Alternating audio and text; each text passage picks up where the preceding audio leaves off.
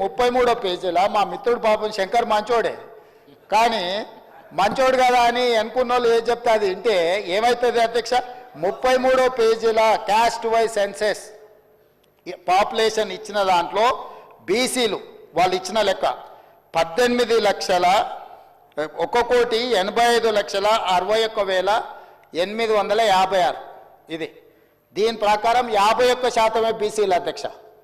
దీని ప్రకారం ఓసీలు 78,12,858 అంటే 21% ఓసీలు అధ్యక్ష.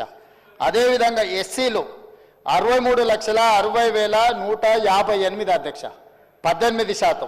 ఎస్టీలు 36,02,888 10% అధ్యక్ష.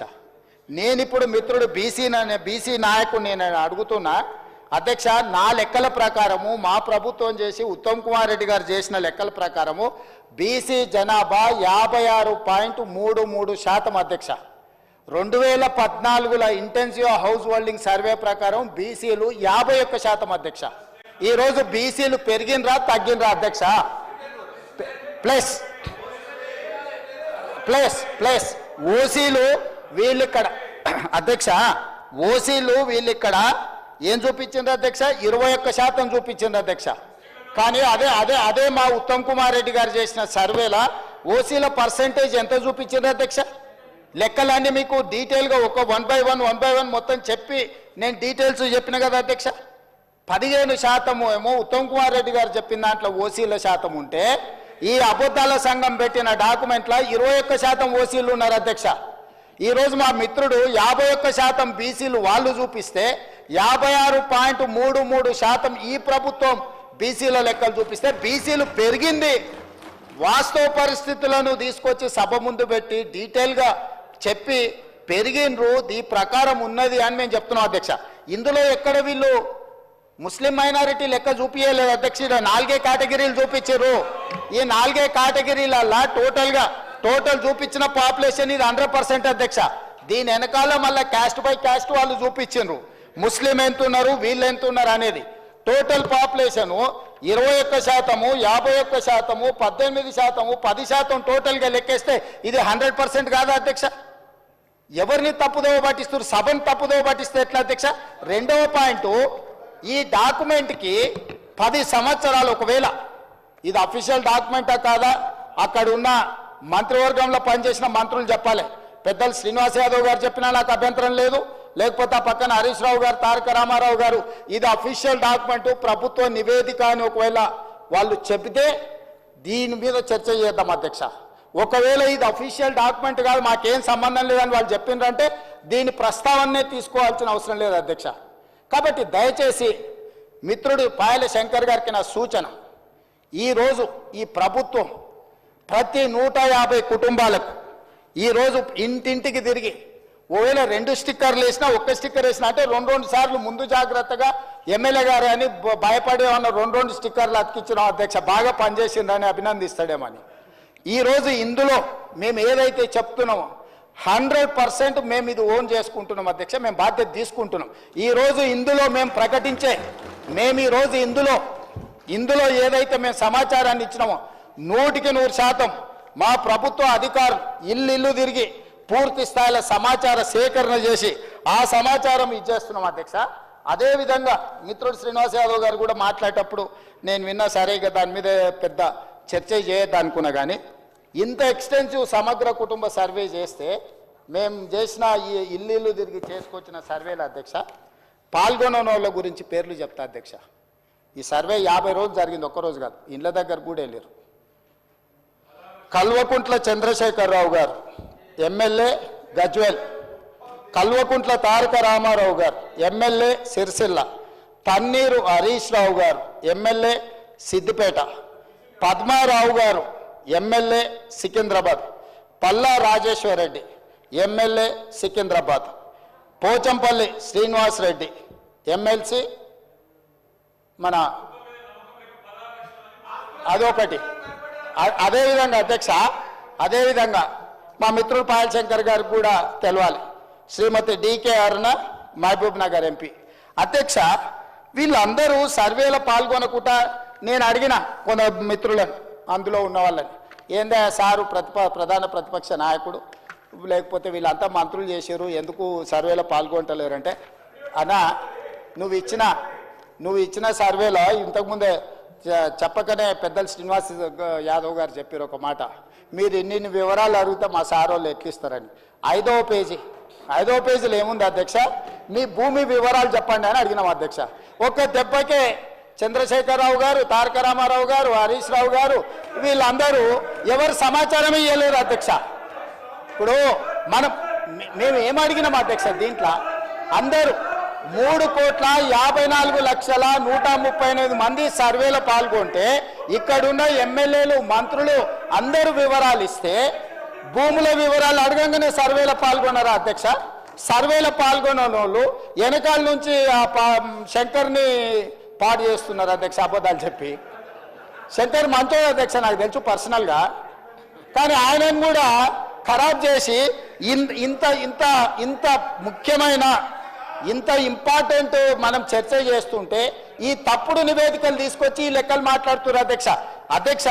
నేను ఒకటే మాట చెప్పదలుచుకున్నా, 1931 కాదు అంతకంటే ముందు 1941, 51, 61, 71, 81, 91, 2001, 2011 ప్రతి 10 సంవత్సరాలకు జనాభా లెక్కలు చేసింది అధ్యక్ష. 2014లో నరేంద్ర మోడీ గారు ప్రధానమంత్రి అయిన తర్వాత 2021 జనాభాని ఈ రోజు వరకు లెక్కిస్తలేరు అధ్యక్ష. ఎందుకంటే వాళ్ళకి జనాభాను లెక్కించడం, బలహీన వర్గాలకు వాళ్ళ హక్కులు ఇవ్వడం భారతీయ జనతా పార్టీకి ఇష్టం లేదు అధ్యక్ష. ఎందుకంటే భారతీయ జనతా పార్టీ నిజంగానే ఈ దేశ ప్రధానమంత్రి నరేంద్ర మోడీ గారు బలహీన వర్గాలకు ఏదైనా సాయం చేయాలి అనుకుంటే 2021 జనాభా లెక్కలు ఈ రోజు వరకు 2025 సంవత్సరం జనవరిలో ఉన్నాం అధ్యక్ష. 21లో లెక్కించాల్సిన జనాభా స్వతంత్రం రాకంటే ముందు, స్వతంత్రం వచ్చినాక 70 సంవత్సరాలు కంటిన్యూస్గా జరిగిన జనాభా లెక్కలు నరేంద్ర మోడీ గారు ప్రధానమంత్రి అయిన తర్వాత ఎందుకు జనాభాను లెక్కించలేదు? ఎందుకు మా మిత్రులు భారతీయ జనతా పార్టీ వాళ్ళు ఈరోజు నరేంద్ర మోడీ గారు జనాభాను లెక్కించలేదు? దీనికి బాధ్యత ఎవరు? నరేంద్ర మోడీ గారిని జనాభాను లెక్కించమని ఎందుకు అడుగుతలేరు? ఆ జనాభాను లెక్కించే జనాభాలో కులగణన కూడా జరగాలి అని ఈరోజు రాహుల్ గాంధీ నేను ప్రధాన ప్రతిపక్ష నాయకుడిగా ప్రధానమంత్రిని డిమాండ్ చేశారు. దానికి సమాధానం లేదు అధ్యక్ష. ఒకటి, వీళ్ళు సమగ్ర కుటుంబ సర్వే అని చెప్పి 10 సంవత్సరాలు చేసుకొని ఒకటే కుటుంబం ఈ డాక్యుమెంట్ దాచిపెట్టుకున్నది అధ్యక్ష త్రిజోరీలా. ఎన్నికలు వచ్చినప్పుడల్లా ఈ కులగణన ఇవన్నీ లెక్కలు పెట్టుకొని దీని ప్రకారం నేను అడుగుతున్న 10 ఏళ్ళు ఇట్లనే అబద్ధాల సంఘం అట్లనే ఇది అఫీషియల్ డాక్యుమెంట్ కాదు. నేను అందుకే చెప్తున్నా ఈ రోజు వరకు అధ్యక్ష ఇంతవరకు ఈ డాక్యుమెంట్ బయట గ్రూపులలో సర్క్యులేట్ చేస్తున్నారు. ఈ డాక్యుమెంట్ ఇంతవరకు వాళ్ళు సర్వే చేసినాం, మేము ఒకటే రోజులు చేసినాం, మేము చాలా పొడిచేసినాం, చింపేసినాం, లేనోడు లేనట్టే ఉన్నోడు ఉండాల్సిందే అని ఆ రోజు ఎంతో హడావిడి చేశారు. తెలంగాణ మొత్తం బంద్ అన్నారు అధ్యక్ష. 7 గంటల నుంచి 7 గంటలు 12 గంటలు చేసినామన్నారు. ఈ డాక్యుమెంటును మంత్రివర్గ సమావేశంలో పెట్టి మంత్రివర్గం ఎందుకు ఆమోదించలేదు? ఈ డాక్యుమెంట్ను 10 సంవత్సరాలు ప్రభుత్వంలో ఉన్న వాళ్ళు శాసనసభలో ఎందుకు ప్రవేశపెట్టలేదు? ఈ డాక్యుమెంట్కు లీగల్గా ఇదే ఒకవేళ అయితే ఎందుకు ఈ ప్రభుత్వం ఈ నివేదికను బయట పెట్టలేదు అధ్యక్ష? ఒక కుటుంబం ఎందుకు దాచిపెట్టుకున్నది డాక్యుమెంట్ను? అంటే ఒక కుటుంబం కోసం సమగ్ర కుటుంబ సర్వే చేసి ఆ కుటుంబం రాజకీయ ప్రయోజనానికి వాళ్ళు పెట్టుకున్నారు. ప్రజల కోసం మేము చెయ్యాలని ఈరోజు ఇంటింటికి వెళ్ళి ప్రతి 150 కుటుంబాలను గుర్తించి ప్రతి 150 కుటుంబాలకు ఒక ఎన్యూమరేటర్ను పెట్టి రోజుకు 8 నుంచి 10 కుటుంబాలే ఒక్క రోజులో చేయమనలేదు అధ్యక్ష. 50 రోజులు నిరంతర ప్రక్రియ చేసి 50 రోజుల తరువాత 100% పారదర్శకంగా ఈరోజు సామాజిక ఆర్థిక రాజకీయ కులగణన సర్వే చేసి ఈరోజు ఇక్కడ పెడితే వాళ్ళు ఎక్కడో కాకి లెక్కలు తీసుకొచ్చి చెట్ల మీద ఇస్తరాకులు కుట్టినట్టు ఎక్కడెక్కడో వివరాలు తీసుకొచ్చి సభలు పెట్టి ఈ సభను ఎందుకు తప్పుదో పట్టిస్తారు అధ్యక్ష? 2011 జనాభా లెక్కలు తప్ప ఎక్కడ కూడా అధికారిక లెక్కలు లేవు. ఆ తర్వాత 2024లో కాంగ్రెస్ పార్టీ అధికారంలోకి వచ్చిన తర్వాత చేపట్టిన ఈ సర్వే మాత్రమే అధికారిక డాక్యుమెంటు. ఇంత మించి అధికారిక డాక్యుమెంట్ లేదు. ఇట్లాంటి లెక్కలు చెప్తే సభను తప్పుదోవ పట్టించడమే, సమాజాన్ని తప్పుదోవ పట్టించడమే. 2011 జనాభా లెక్కల ప్రకారము 3,50,03,674 మంది అధ్యక్ష. 2011 జనాభా లెక్కల ప్రకారం. ఈ రోజు మా ప్రకారము 3,70,00,000 పైచిలకు జనాభా అధ్యక్ష. ఇంకెక్కడ కూడా అధికారికంగా లెక్కలు లేవు. ఎవరైనా చెప్తే ఊహించో, లేకపోతే అబద్ధాలు ఎవరైనా చెప్తే అవి మోసుకొచ్చి ఇక్కడ చెప్పుడు తప్ప ఏ చర్చకు తావు లేదు. అందుకే దయచేసి మా మిత్రులను, బలహీన వర్గాలను సామాజిక న్యాయం చేయాలని ఒక ఉక్కు సంకల్పంతో రాహుల్ గాంధీ గారి మాట ప్రకారం ఈరోజు కాంగ్రెస్ పార్టీ ఏదైతే ప్రయత్నం చేస్తుందో ఈ ప్రయత్నానికి సహకరించండి. నరేంద్ర మోడీ గారిని 2021లో లెక్కించాల్సిన జనాభా లెక్కలు ఇంతవరకు లెక్కించలేదు. వాళ్ళు అడిగారు, వీళ్ళు లెక్కించరు. మేము అడుగుదామంటే సహకరించరు. ఈ రకమైన ప్రయత్నాలు బలహీన వర్గాల సంక్షేమానికి ఉపయోగం ఉండదు. దయచేసి ఇట్లాంటి అర్థం పర్థం లేని అన్ని కాగితాలు తీసుకొచ్చి సభను తప్పుదో పట్టించొద్దు. ఇప్పుడు ఏదైతే చేస్తున్నామో 100% పారదర్శకంగా ఉంది. మిగతా 16 లక్షల కుటుంబాలు ఏవైతున్నాయో ఆ 16 లక్షల మంది వివరాలలో 3 లక్షల పైచిలకు కుటుంబాలు ఉన్నాయి కదా అధ్యక్ష. ఇగో 4-5 ఇన్నే ఉన్నారు అధ్యక్ష ఈ సభలో. ఎందుకు వివరాలు అందించలేదు? తెలంగాణ సమాజానికి వాళ్ళు క్షమాపణ చెప్పాలి అధ్యక్ష. ప్రభుత్వం అధికారికంగా సేకరిస్తున్న సమాచారాన్ని ప్రజాప్రతినిధులుగా ఉండి పక్కదారి పట్టించి వివరాలు ఇవ్వకుండా ఈరోజు సభలో ఏదేదో మాట్లాడితే ఎట్లా అధ్యక్ష? దయచేసి సహకరించండి. ఇప్పుడు కూడా నేను కోరుకుంటున్నా హరీష్ రావు గారిని, చంద్రశేఖర్ రావు గారిని, తారక రామారావు గారిని, పద్మారావు గారిని, పోచంపల్లి శ్రీనివాసరెడ్డి గారిని, వీళ్ళందరినీ నేను కోరుకుంటున్నా, దయచేసి ఈ సర్వేలో పాల్గొనండి, వివరాలు ఇవ్వండి. ఇవాళ బలహీన వర్గాలకు న్యాయం జరిగే విధంగా మనం చర్యలు చేపడదాము. ఇన్ని సంవత్సరాల ఆలస్యమైన కనీసం ఇప్పుడైనా వాళ్ళ కోసం పనిచేద్దాము. ఇక 42% రిజర్వేషన్ గురించి మా మిత్రుడు శ్రీనివాస్ యాదవ్ గారు అన్నారు. నేను ఒక మాట సూటిగా వారికి సమాధానం నేను చెప్పదలుచుకున్నా.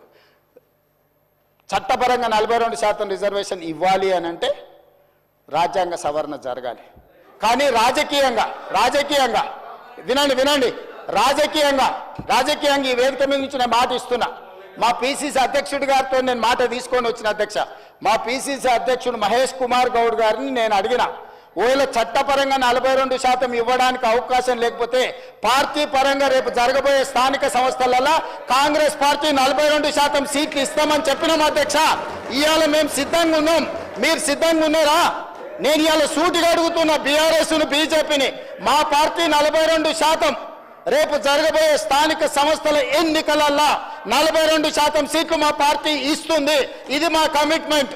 మీ రెండు పార్టీలను సవాలు విసురుతున్నా, మీరు రాండి, ఈ వేదిక మీద నుంచి మాట ఇవ్వండి. 42% ఇద్దాం. చట్టాన్ని సవరించే చట్టంలో ప్రొవిజన్ వచ్చినప్పుడు చట్ట ప్రకారం ఇద్దాం. ఈ రోజు రాజకీయంగా, నైతికంగా మనం కట్టుబడి ఉండి 42% బలహీన వర్గాలకు సీట్లు ఇద్దాం. మీకు చిత్తశుద్ధి ఉంటే ముందుకు రాండి అని చెప్పి నేను వారికి సూచన చేస్తున్నా అధ్యక్ష. Respected Akbaruddin. Honorable Speaker, sir. Sir मैं अकबर साहब बोलिए. नहीं सर, मैं आपसे पूछना चाह रहा हूं सर. मैं एक क्लैरिफिकेशन लेना चाह रहा हूं. तो आप मुझे नो सर, एक मिनट आप सुनिए मेरी बात को. एक मिनट मैं आपको दे रहा हूं. एक मिनट ऑनरेबल स्पीकर सर मैं 1 मिनट. ऑनरेबल स्पीकर सर, मैं आपसे इजाजत इसलिए लिया कि मैं एक क्लैरिफिकेशन गवर्नमेंट से लेना चाह रहा हूं. It is not for my speech. If everybody agrees, I just want to have one clarification, sir. And then later on, after completion of the BJP legislature's speech, I will continue my speech, sir. So my only one clarification is that, sir. Sir, I heard the BRS party, which has ruled for 10 years, speech, sir. I am all 9 years. And also, sir, I have heard the speech of BJP's legislature and leaders over here, sir. But unfortunately, sir, and I am also hearing the clarification and replies being given by the treasury benches, Honorable CM Saab, Uttam Kumar Reddy Saab, everybody. Sir, now, my only one clarification is that, sir, we are having a debate on a statement. I was expecting that they will table the report and we'll have a discussion on the report. You are talking about saying that the survey conducted by BRS was not tabled. Yes, they did a mistake. You spoke on length on that. So why are you running away from tabling that report in this house? Table the report, let us study that and have a debate and we can give us suggestions on that. What is this, sir? We are only having a discussion.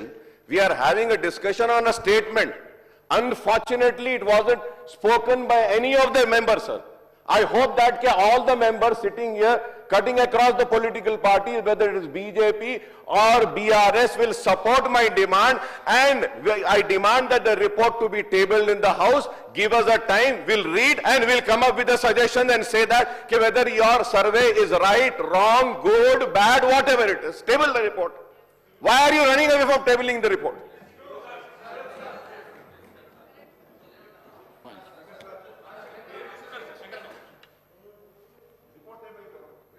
Speaker sir, ముఖ్యమంత్రి గారు లేస్తే ముఖ్యమంత్రి గారు చారిత్రాత్మకమైన పద్ధతుల్లో ప్రత్యేక శాసనసభ సమావేశాలు ఏదో పెడుతున్నారు అని చెప్పి పొద్దున్నే క్యాబినెట్ బడ్జెట్ సమావేశాలకు చేస్తారు కదా సార్, అట్లా బడ్జెట్ ముందు ఒక క్యాబినెట్ పెట్టి వెంటనే తీసుకొస్తే మేమేమనుకున్నాం సార్ అంటే నిజంగా కూడా ఈ ప్రత్యేక శాసనసభ సమావేశాల్లో 42% రిజర్వేషన్ అమలు చేయడానికి కామారెడ్డి డిక్లరేషన్లో ఇచ్చిన విధంగా ప్రత్యేకమైన బిల్లు ఏమన్నా తెస్తున్నారేమో, ఆ బిల్లు తెచ్చి వెంటనే శాసనసభలో ఆమోదింపజేసి తద్వారా చట్టబద్ధత కల్పిస్తారేమో అని చెప్పి రాష్ట్ర వ్యాప్తంగా బలహీన వర్గాల సోదరులు కామారెడ్డి డిక్లరేషన్ చూసిన వాళ్ళు ఎదురు చూస్తూ ఉంటారు.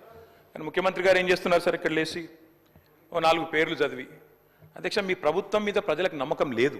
ఎందుకంటే రేవంత్ రెడ్డి గారు మీరే చెప్పినారు, సమగ్ర కుటుంబ సర్వే జరిగినప్పుడు తమరిచ్చిన ఉపన్యాసమే మొత్తం యూట్యూబ్లో ఉంది, అన్ని టీవీలలో ఉంది. ఏమన్నారు సార్ ఆ రోజు? ఆ ముఖ్యమంత్రి చెప్తాడు సరే, ఎవరు పడితే వాళ్ళు వచ్చి మీ ఇంటికి వచ్చి వివరాలు అడిగితే ఇచ్చేస్తారా, అవలగాలు దివానాగాలు ఇచ్చేస్తారా అని మాట్లాడింది రేవంత్ రెడ్డి గారు, మేం కాదు. మీరు చెప్పిన మాటలనే ఎన్యూమరేటర్లకు చూపెట్టి చెప్పినారు, మేము ఇయ్యము మీకు వివరాలు, 57 రకాల వివరాలు అడుగుతున్నారు, ఎట్లిస్తాము మీరే అన్నారు ఆనాడు, ఎవరు పడితే వాళ్ళకి ఇచ్చేస్తామా వివరాలు అని మాట్లాడింది, అదే చూపెట్టి అడిగింది. అధ్యక్ష వాస్తవం ఏంటంటే అధ్యక్ష, సమగ్ర కుటుంబ సర్వే 2014లో జరిగింది. శాంతికుమారి గారు ఉన్నారు, రామకృష్ణారావు గారు ఉన్నారు, సందీప్ కుమార్ సుల్తానియా గారు ఉన్నారు, అప్పుడు ఇదే అధికారుల అధ్యక్ష, అప్పుడెవరు వేరే లేరు. సమగ్ర కుటుంబ survey, I'm saying this on record, I worked as a minister for 9.5 years. Yes, చేసింది మొత్తం ప్రభుత్వ అధికారులే, చేపించింది ప్రభుత్వమే. Yes, it is an official document. అందులో ఖచ్చితంగా మేము ఓపెన్ గా వెబ్సైట్ లోనే పెట్టినాం, అసెంబ్లీలో కాదు, చాటుమాటుకు కాదు, పారదర్శకంగా వెబ్సైట్ పెట్టాం. ఆ వెబ్సైట్ లోంచే పాయల్ శంకర్ గారు తీసుకున్నారు. ఏముంది అధ్యక్ష సమగ్ర, ఒక మాట, మీ చేతిలో కూడా అదే ఉంది. ఏముంది అధ్యక్ష అందులో డేటా? తేడా ఏంటంటే కేసీఆర్ గారి ప్రభుత్వానికి కాంగ్రెస్ ప్రభుత్వానికి అధ్యక్ష, సమగ్ర కుటుంబ సర్వేలో పాల్గొన్న కుటుంబాల సంఖ్య 1,03,00,000 కుటుంబాల అధ్యక్ష, 1,03,95,000. మొత్తం పాల్గొన్న ప్రజలు 3,68,00,000. 3,68,00,000 జరిగింది ఒక్క రోజులో, 24 గంటల్లో రాష్ట్ర వ్యాప్తంగా ప్రతి ఇంటిని ఎన్యూమరేట్ చేసి అత్యద్భుతంగా చేసినాం మేము. చేసిన తర్వాత ముఖ్యమంత్రి గారు నిజంగా ఎంత మిస్లీడింగ్ గా మాట్లాడుతున్నారంటే అధ్యక్ష, వారు అంటారు అధ్యక్ష ఇంతకు మించిన టాపిక్ లేదు అధ్యక్ష, వారు అడిగిన ప్రశ్నకు తప్పకుండా మా ప్రభుత్వం గతంలో చేసిన పని గురించి వారు అనుమానాలు తలెత్తే విధంగా ఏదైతే మాట్లాడినారో దాని గురించి చెప్పాలి అధ్యక్ష. వారు అంటారు అధ్యక్ష బీసీల సంఖ్య అందులో ఎంత అని. ఎస్, ఆనాడు బీసీల సంఖ్య సమగ్ర కుటుంబ సర్వే ప్రకారం 1,85,61,856, 51%. 51% బీసీలు ప్లస్ అది కాకుండా ముస్లిం సామాజిక వర్గంలో ఉండే బీసీలను కూడా కలుపుకుంటే 10%. మొత్తం ఆనాడు సమగ్ర కుటుంబ సర్వే ప్రకారం రాష్ట్రంలో బీసీల సంఖ్య 61%. ఈ రోజు రాష్ట్ర వ్యాప్తంగా మేము మాట్లాడడం కాదు అధ్యక్ష, ఇక్కడ మా శ్రీనివాస్ యాదవ్ గారు కరెక్ట్ గా చెప్పినారు. మీ కాంగ్రెస్ పార్టీ ఎమ్మెల్సీ చెప్తున్నాడు బయట, దీన్ని తగలబెట్టండి, ఇంకా గలీజ్గా మాట్లాడింది నా మాట అన్న, తగలబెట్టండి అన్నాడు. దీన్ని తగలబెట్టండి, ఈ నివేదికలు తప్పుల తడక అని కాంగ్రెస్ పార్టీ ఎమ్మెల్సీ చెప్తున్నాడు, మేం కాదు. రాష్ట్ర వ్యాప్తంగా బలహీన వర్గాల సంఘాలు చెప్తున్నాయి. ఏమని చెప్తున్నాయి అధ్యక్ష? సమగ్ర కుటుంబ సర్వేలో 1,85,61,000 ఉన్న బీసీలు ఎట్లా 1,64,00,000 తగ్గినరు, 51% 46% ఎట్లయిందని అడుగుతున్నారు. శంకరన్న కూడా అదే అడిగింది కదా అధ్యక్ష, తప్పేం అడిగిండు? ఇక్కడ శంకరన్న ఒక్కడే అడుగుతలేడు అధ్యక్ష, బయట మీ కాంగ్రెస్ పార్టీ ఎమ్మెల్సీ మాట్లాడుతున్నాడు, మీరిచ్చిన స్టేట్మెంట్ను మీరిచ్చిన నివేదికను తగలబెట్టమని చెప్పిండు అధ్యక్ష. మామూలు కాదు. ఇంకొక మాట అధ్యక్ష, మేము అనుకున్నాం అధ్యక్ష శాసనసభ సమావేశం ప్రత్యేకంగా పెడితే ఇవాళ ఏం చెప్పినారు మీరు కొత్తగా? మీరు చెప్పింది ఈరోజు చెప్పింది మొన్న ఉత్తమ్ కుమార్ రెడ్డి బయట ప్రశ్నలే చెప్పిండ్రు. ఆయన ఉత్తమ్ కుమార్ రెడ్డి గారు సబ్ కమిటీ చైర్మన్ గా ప్రెస్ మీట్ లో ఇవాళ మీరు చెప్పిన లెక్కలని మొన్ననే చెప్పిండ్రు. ఎందుకు పెట్టిండ్రు మీరు ఇవాళ? మేమేమనుకున్నాం, 42% రిజర్వేషన్ ఇవ్వడానికి చట్టబద్ధత కల్పిస్తూ బిల్లు తెస్తారనుకున్నాం. లేదా మీరు చెప్పినట్టు 56% బీసీలు ఉంటే ఆ 56% బీసీలకు బీసీ సప్లాన్ చేస్తారేమో అనుకున్నాం. ఏమీ లేకుండా ఇలా వచ్చి ఒక స్టేట్మెంట్ ఇక్కడ పెట్టి ఏదో సాధించడం ఇది చరిత్ర అంటే అధ్యక్ష 5% బీసీ జనాభా. అధ్యక్ష, గౌరవ సభ్యులు 9:30 ఏళ్ళు విన్నారే ఒక్క నిమిషం. అరే విను కాదన్నా, విను కాదు చెప్పినాక బ్రో. మేము సబ్ కమిటీ చైర్మన్గా ప్రజల ముందు ఉంచినాము. దానికి న్యాయపరంగా శాసనసభలో ప్రజాస్వామిక విలువలుగానే శాసనసభలో ప్రభుత్వం తరఫున పెట్టినాము. మీరు ఇట్లప్పుడన్నా మీరు వెబ్సైట్లో పెట్టామని చెప్పి మీరు ఊరికేనే మాట్లాడదు. ఎవరికైనా వెబ్సైట్లో అందుబాటులో ఉండని ఆ ప్రభుత్వం మీరు దాని తదుపరి లేకపోతే ప్రభుత్వం ఆనాడు ఉన్న అధికారులు ఇవ్వాలని ఉన్న అధికారులు కదా స్టేట్మెంట్ ఇప్పేది. ఎప్పుడైనా ఎస్కేఎస్ సర్వే పబ్లిక్ డొమైన్లో చట్టబద్ధత కలిగి ఉండేదా దాని గురించి మాట్లాడేటువంటి సందర్భం అవసరం లేదా? 2011 జనగణన ఆనాడు బీసీలది లేదు. బీసీలకు సంబంధించిన జనగణన చేయాలని అందరి ఆలోచన జరిగింది.